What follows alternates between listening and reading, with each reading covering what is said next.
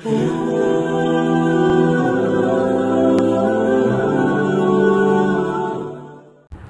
باللہ من الشیطان الرجیم، بسم اللہ الرحمن الرحیم۔ رب اشرح لی صدری ویسر لی امری واحلل عقدۃ من لسانی یفقہوا قولی۔ نحمدہ ونستعینہ ونصلی علی رسولہ الکریم، اما بعد۔ السلام علیکم ورحمۃ اللہ وبرکاتہ۔ تمام سامعین کو رمضان کی ڈھیروں مبارکباد۔ آج ہم سورہ حدید کی آیت نمبر 16 پر بات کریں گے۔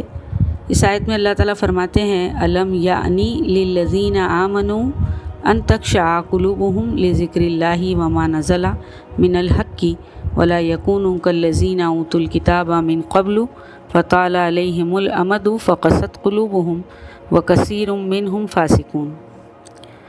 جو لوگ ایمان لائے ہیں، کیا ان کے لیے ایسا وقت نہیں آیا کہ اللہ کے ذکر سے اور جو حق نازل ہوا ہے اس سے ان کے دل پسیج جائیں، ان لوگوں کی طرح نہ ہو جائیں جنہیں اس سے پہلے کتاب دی گئی تھی، پھر ان پر ایک طویل مدت گزر گئی تو ان کے دل سخت ہو گئے۔ اس آیت کے پس منظر میں مکہ میں یہ حالات تھے کہ مسلمانوں پر شکنجہ کسا ہوا تھا کفار مکہ نے، اور ظلم و ستم ڈھائے جا رہے تھے۔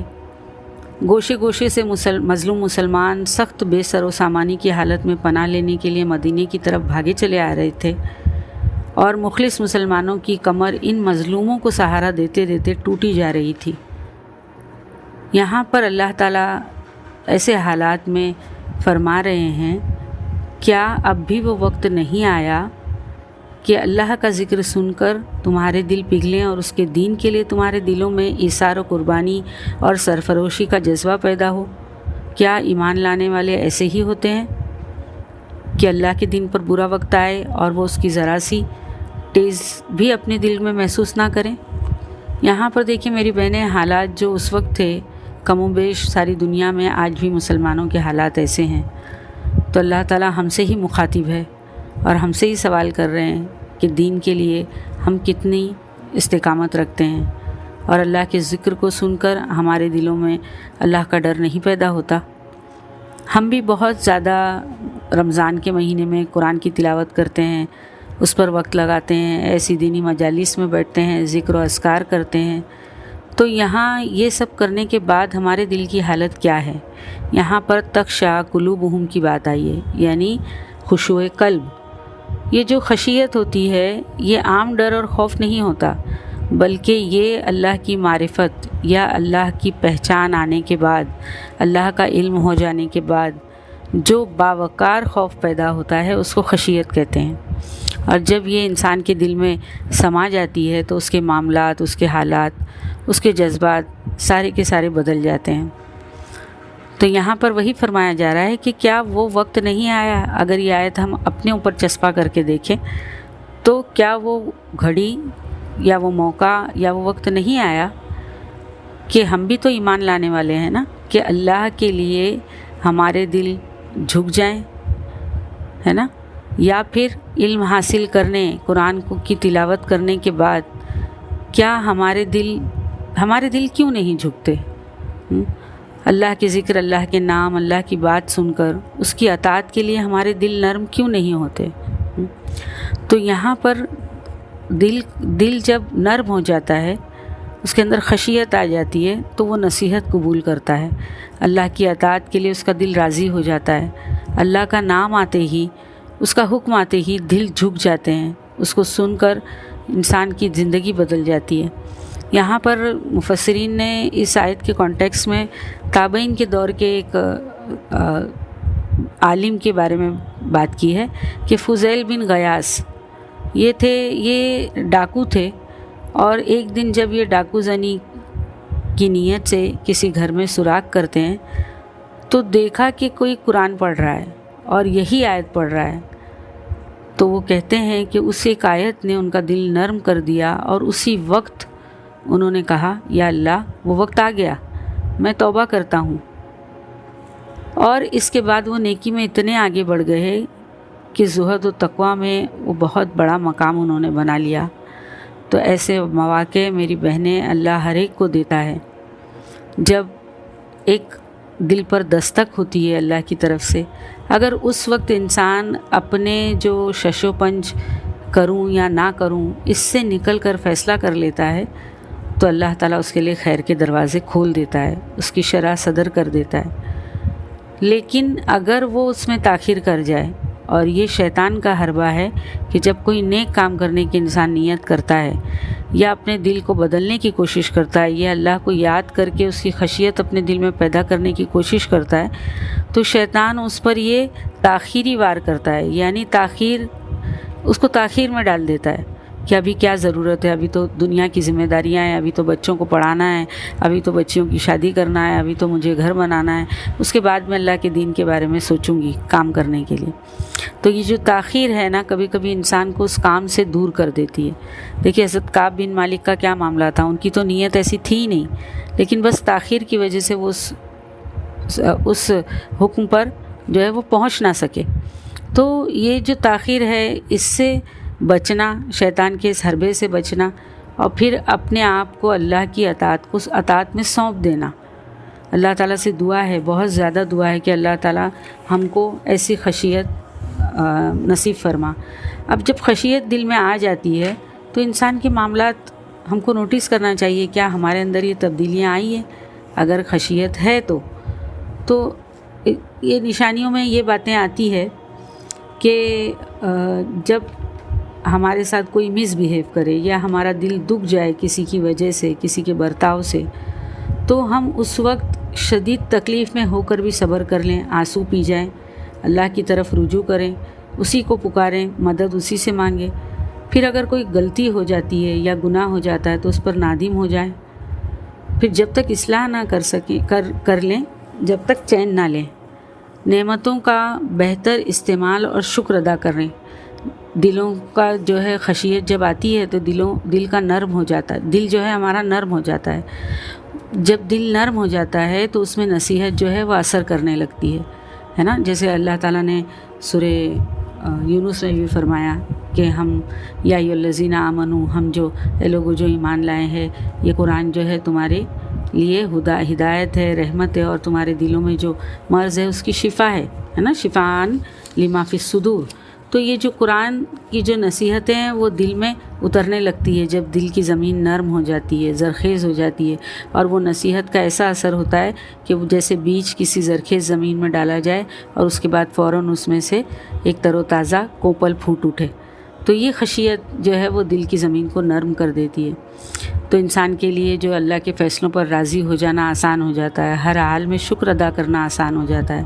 اور ایک اور علامت ہے جس کا حدیث میں ذکر آیا ہے، یعنی جس کے دل میں خشیت ہوتی ہے تو اس کا معاملہ کیا ہوتا ہے؟ رجل ذکر اللہ خالیا ففاضت عیناہ، وہ شخص جس نے تنہائی میں اللہ کو یاد کیا اور اس کی آنکھوں سے آنسو بہہ نکلے۔ یہ جو آنسو ہیں یہ خالص دل کی گہرائیوں سے نکلنے والی خشیت ہے۔ اللہ تعالیٰ کو یہ جو قطرے آنسو کے جو اللہ کی خشیت سے گرتے ہیں وہ سب سے زیادہ عزیز ہوتے ہیں۔ اللہ تعالیٰ سے دعا ہے کہ اللہم ارزقنا خشیتک فی السر والعلانیۃ۔ آگے اللہ تعالیٰ فرما رہے ہیں کہ ان لوگوں کی طرح نہ ہو جائیں جنہیں اس سے پہلے کتاب دی گئی تھی، پھر ان پر ایک طویل مدت گزر گئی تو ان کے دل سخت ہو گئے، اور آج ان میں سے اکثر فاسق ہیں۔ یہاں پر اللہ تعالیٰ ان اہل کتاب کے بارے میں نہیں، یہود و نصارہ کے بارے میں بتا رہے ہیں کہ جب اہل کتاب کو کتاب مل کر لمبا عرصہ گزر گیا تو ان کا دل جو ہے وہ سخت ہو گئے کہ ایک عرصے تک کتاب کو پڑھتے پڑھاتے رہے، پھر اس کتاب کی روح کو فراموش کر بیٹھے، اور اس نتیجہ کیا ہوا کہ ان کے دل سخت ہو گئے اور بہت سے فاسق ہو گئے، اللہ کی حدوں سے نکل جانے والے۔ تو اللہ تعالیٰ فرما رہے ہیں، اے امت محمد صلی اللہ علیہ وسلم، تم سے پہلے عیسیٰ اور موسیٰ کی امتوں کو بھی کتاب دی گئی تھی، ابتدا میں ان کے بھی دل نرم تھے، بہت ماننے والے اور جاننے والے تھے، لیکن وقت گزرنے کے ساتھ ساتھ لوگوں کے اندر اصل پیغام سے دوری ہو گئی۔ دیکھیں یہاں پر بھی اپنا جائزہ لینا بہت ضروری ہے، اپنے آپ کا محاسبہ کرنا ضروری ہے کہ کیا ہمارا تعلق بھی قرآن کے ساتھ اسی طرح سطحی ہے، سرسری ہے، صرف ثواب کی نیت سے پڑھنا ہے؟ کیونکہ پھر دیکھیے یہی یہود و نصارہ کا حال ہوا کہ انہوں نے اس نصیحت کا ایک بڑا حصہ بھلا دیا، ان کے دل نتیجتاً سنگ دل ہو گئے، وہ یعنی بہت سخت ہو گئے ان کے دل۔ اللہ کے رسول صلی اللہ علیہ وسلم نے فرمایا سب سے بہترین دور میرا دور ہے کہ جس میں کتاب اتری۔ ہم بھی یہ دیکھتے ہیں تاریخ کی کتابوں میں کہ اس دور میں صحابہ اکرام بعض دفعہ تو ایک آیت ہی پڑھتے یا سنتے تھے اللہ کے رسول سے، تھوڑا سا پڑھتے لیکن بہت زیادہ عمل کرتے تھے۔ اس کے بعد تابعین کا دور بھی خیر کا دور رہا، اس کے بعد تبع تابعین کا بھی دور خیر کا رہا، اور اس کے بعد آہستہ آہستہ اس کتاب کی اثر پذیری کم ہوتی چلی گئی، یعنی اس سے جو اثر ہو رہا تھا دلوں پر یہ کم ہوتا چلا گیا۔ پھر بعد کے دور میں ادوار میں لوگ اس کو پڑھتے بھی رہے لیکن اس کا پورا حق ادا نہیں کیا اور بھول ہی گئے کہ یہ کتاب کس لیے آئی تھی، اس امت کو کس لیے اٹھایا گیا تھا، ان کی مقصد زندگی کیا ہے، اور نتیجتاً مسلمان کی بھی اکثریت نافرمان ہو گئی۔ قرآن سے دوری کی وجہ سے دل سخت ہو گئے۔ قرآن کے اتارے جانے، حدیث اور قرآن کو پڑھنے سمجھ کر پڑھنے سے دل کا اندر جو ہے وہ بدل جاتا ہے، اگر یہ نہ بدلے تو یہ علم مزید ایک بوجھ بن جاتا ہے۔ تو ہم سب کو اپنے دلوں کا جائزہ لینا چاہیے۔ دلوں کے اندر اگر خدا کا خوف ہوگا یا محبت ہوگی تو اللہ اور اس کے بندوں کا حق ہم صحیح معنوں میں ادا کر سکیں گے۔ اس تبدیلی کو بھی ہم نوٹ کر سکتے ہیں، جیسے میں نے آپ لوگوں کو بتایا کہ اپنی تنہائیوں کا جائزہ لیں، کیا اللہ کی طرف دھیان، اپنی نمازوں کا جائزہ لیں، اللہ کا قرب محسوس ہوتا ہے کیا، پھر یہ کہ ہمارے معاملات پر دیکھیں، دھیان دیں، ہر حال میں شکر گزاری رکھیں۔ اور یہ جو ہے یہ ساری چیزیں کب ہوتی ہے، خشوع کب نہیں آتا، جب سطحی سمجھ نہیں ہوتی ہے، گہری سمجھ نہیں ہوتی۔ جب گہری سمجھ آتی ہے تو دل کی کیفیت الگ ہوتی ہے، ایمان جو ہے وہ اور زیادہ پختہ ہوتا جاتا ہے، اور اگر یہ کیفیت نہ ہو تو دل سخت ہو جاتا ہے۔ اور اللہ تعالیٰ نے یہ جو دل سخت ہو جاتا ہے اس کا بھی علاج ہم کو بتایا ہے۔ پہلے ہم دیکھتے ہیں کہ دل کے سخت ہونے کی وجوہات کیا ہیں۔ جس طرح سے دیکھیے، نبی جب کسی امت میں موجود ہوتا ہے تو ایمانداروں کے دل نبی کی صحبت اور اللہ کے ذکر اور اس سے تقویٰ کی وجہ سے نرم پڑ جاتے ہیں۔ ان لوگوں کی جو دل اور طبیعتیں نیکی میں سبقت کی طرف مائل رہتی ہیں، لیکن جب نبی اس دنیا سے رخصت ہو جاتے ہیں تو آہستہ آہستہ وقت گزرنے کے ساتھ ساتھ لوگوں کی طبیعتیں اللہ کی یاد سے غافل رہنے لگتی ہے۔ یہ جو اللہ کی یاد سے غافل رہنے کی وجہ سے اللہ کی نافرمانی اور اس سے بغاوت کے جراثیم جنم لینے لگتے ہیں، اور پھر وہ ایک بڑی بیماری کی طرح جسم میں، معاشرے میں پھیل جاتے ہیں، اور پھر وہ لوگ فسق و فجور میں مبتلا ہو جاتے ہیں۔ تو دل کے سخت ہونے کی وجوہات میں یہ ایک روحانی بیماری ہے جس میں انسان نصیحت سے کم اثر لیتا ہے، آنکھوں میں آنسو کم آتے ہیں، گناہ ہلکے محسوس ہونے لگتے ہیں۔ اس کی چند بڑی وجوہات میں سے میں کچھ آپ کو سرسری گزر رہی ہوں، آپ اس پر اپنا محاسبہ کریں کہ نمبر 1، گناہوں پر اصرار ہوتا ہے جن کے دل سخت ہوتے ہیں، بار بار گناہ کرنا اور توبہ نہ کرنا جو دل پر سیاہ دبا بنا دیتا ہے۔ پھر اللہ کے ذکر سے غفلت، یعنی دنیا کی کثرت اور لمبی امیدیں، دنیا کی محبت اور آخرت کو بھلا دینا دلوں کو سخت کر دیتا ہے۔ کثرت دنیا اور لمبی امیدیں اللہ کے ذکر سے غفلت میں ڈال دیتی ہے۔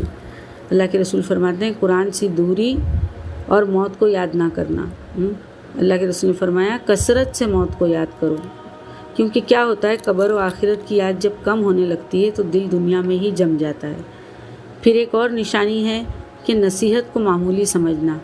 اللہ نے قرآن کو نصیحت کے طور پہ ہی بھیجا نا، تو اس کو معمولی سمجھنا، سرسری سطحی گزر جانا، صبر کے مواقع پر شکوہ کرنا، قرآن کو صرف پڑھنا اور سمجھ اور عمل نہ کرنا، یہ اثر کو کم کر دیتا ہے۔ دل کی نرمی کے علاج اب بتا رہی ہوں آپ لوگوں کو کہ کیسے ہم یہ سخت دل کو نرم کریں۔ اللہ تعالیٰ ہم سب کو اس کی توفیق دے۔ اور اس کے مطابق جیسے جو دل کے نرمی کے علاج، سچی توبہ اور استغفار۔ رمضان سے پہلے ہم اپنی نیتوں کو درست کر لیں اور سچی توبہ اور استغفار کر لیں۔ پھر قرآن کے ساتھ ہمارا مضبوط تعلق ہونا چاہیے۔ الحمدللہ ہم سب رمضان میں داخل ہو چکے ہیں، اور یہ مہینہ اسی لیے اتنا بہترین ہو گیا ہے، اتنا افضل ترین ہو گیا ہے کہ اس میں اللہ تعالیٰ نے کتاب کو اتارا، قرآن کو اتارا، تو ایک اللہ نے ماحول بنا دیا ہے۔ رمضان میں روزہ رکھنا آسان ہے، عبادت کرنا آسان ہے، تو کیوں نہ قرآن سے تعلق کو مضبوط کرنے کا یہ موقع ہاتھ سے جانے نہ دیں۔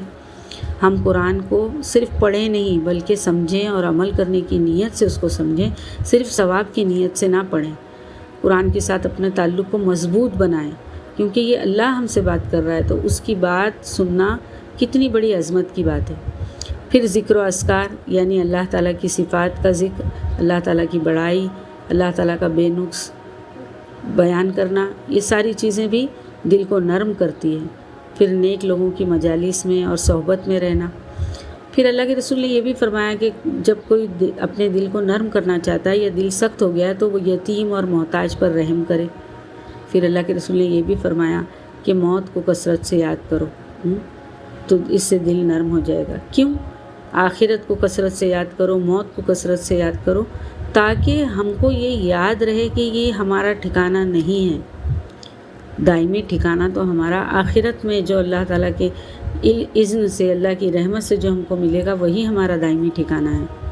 اللہ تعالیٰ سے دعا ہے کہ اللہم لا تجعل قلوبنا قاسیۃ وجعلھا خاشعۃ لک، اور یہ بھی دعا آپ لوگ کثرت سے کریں کہ یا مقلب القلوب ثبت قلبی علی دینک، یا مصرف القلوب صرف قلبی علی اطاعتک۔ اللہ تعالیٰ کی معرفت ہم کو نصیب ہو جائے، یہ رمضان ہمارا ایسا گزرے، اللہ تعالیٰ کی کتاب سے ہم کو وہ سچی محبت ہو جائے کہ ہر ایک حکم ہمارے دل میں سرایت کر جائے اور ہمارا دل اس پر عمل کرنے کے لیے بہت زیادہ راضی ہو جائے۔ اللہ تعالیٰ سے دعا ہے کہ یہ رمضان ہمارا ایسا گزرے جیسے اللہ تعالیٰ نے اس رمضان کو ہماری زندگی میں لانے کا مقصد بنایا ہے۔ اللہ سے دعا ہے کہ اللہ ہم سب کو عافیت کے ساتھ رمضان گزارنے کا موقع دے، اور اس جو کچھ سنا ہے اس پر سننے سے زیادہ عمل کی توفیق دے۔ وآخر الدعوانا ان الحمد للہ رب العالمین، آمین یا رب العالمین۔ ربنا تقبل منا انک انت السمیع العلیم وتب علینا انک انت التواب الرحیم، آمین یا رب العالمین۔ سبحان اللہ وبحمدہ، سبحانک اللہم وبحمدک، نشہد ان لا الہ الا انت، نستغفرک ونتوب الیک۔ السلام علیکم ورحمۃ اللہ وبرکاتہ۔